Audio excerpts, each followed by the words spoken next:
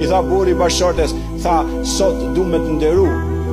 Mëngjes, i tha, sot du me të nderu. Tha, fol begatofti i madh i Zot.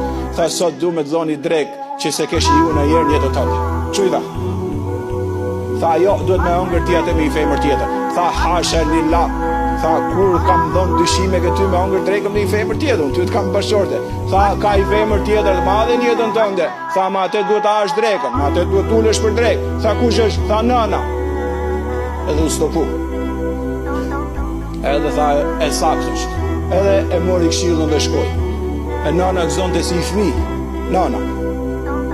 Edhe në fund fare i tha, nën do ta bëj më shpesh, unë do vi gjithmonë. Jo, tha, birë, unë tha e kam.